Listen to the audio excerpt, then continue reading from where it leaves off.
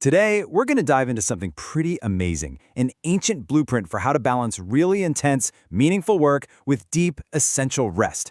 And you'll see, it's a text with this surprisingly modern message that speaks right to our always-on, productivity-obsessed world. I mean, you know the feeling, right? That constant pressure to do more, be more, achieve more. We're all caught up in hustle culture. But what if the ultimate secret to creativity, to avoiding burnout, what if it wasn't some new app or a life hack, but a principle that's literally thousands of years old? All right, so our story kicks off with what might just be the most ambitious creative brief of all time. We're in the book of Exodus, and God has just handed the leader of the Israelites, Moses, this absolutely monumental project, a truly divine commission. So, what was the task? To build the tabernacle. And we're not just talking about any old tent here. This was meant to be a portable, incredibly detailed sanctuary. The whole point was for it to be the literal dwelling place for God among the people. So yeah, no pressure, right? Every single detail had to be absolutely perfect. Okay, so for a project this huge, you're going to need a dream team, right? A crew with some seriously inspired skills. And that's exactly what we get next. The text makes a point of introducing us to the master artisans chosen for this ultimate creative project. So, meet the A-team. First up is Bezalel. He's the lead artisan. And then there's Oholiab, his right-hand man. And what's cool is that right from the get-go, it's clear this isn't a one-man show. Even a project ordained by God is all about teamwork and collaboration. But here's where it gets really interesting. Check out how their talent is described. It's not just, oh, this guy's a good craftsman. No. The text says Bezalel is filled with the Spirit of God, giving him wisdom, understanding, and knowledge. This is on a whole other level. It's like being in the ultimate creative flow state, a kind of inspired genius. And just take a look at their to-do list. I mean, wow. We're talking about some of the most iconic, sacred objects imaginable. The Ark of the Covenant, that pure gold lampstand. The level of artistry here is just staggering. You can feel the momentum building, right? The creative energy is just humming along. And then, bam, just stop. Right in the middle of all these instructions, all this creative energy, the text just hits the brakes, hard. All that forward motion, all that divine inspiration for making stuff is suddenly slammed by a command to, well, to not make anything.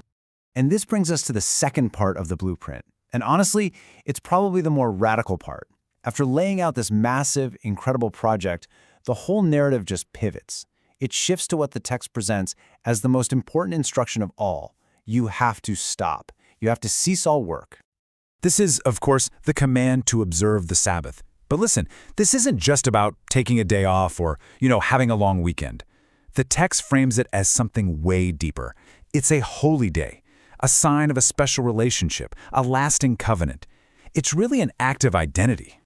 And here's the rhythm it lays out. It's so simple, but so powerful. For 6 days, you work, you create, you build, you do your thing.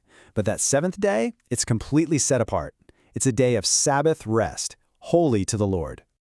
And if you're thinking, oh, that's a nice suggestion, well, think again.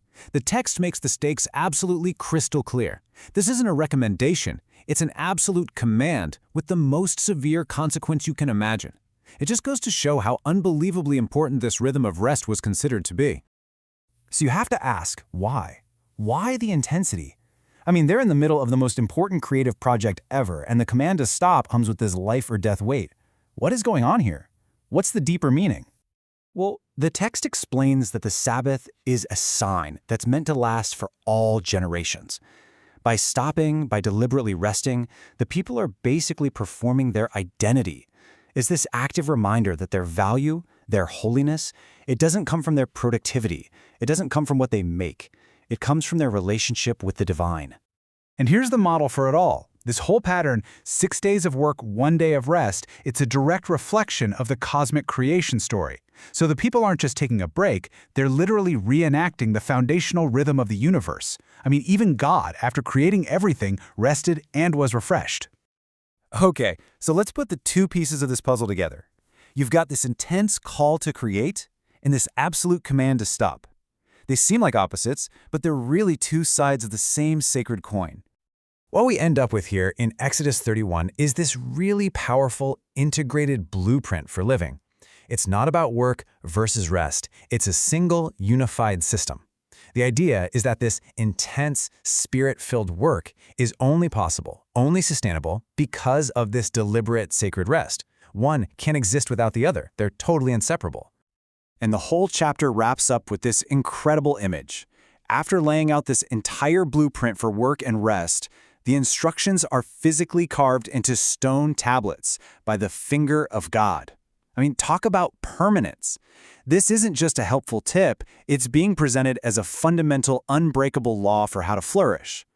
So that leaves us with a pretty big question to think about in our own lives, right? With our own projects and endless to-do lists, we're pretty good at celebrating our work, our creativity.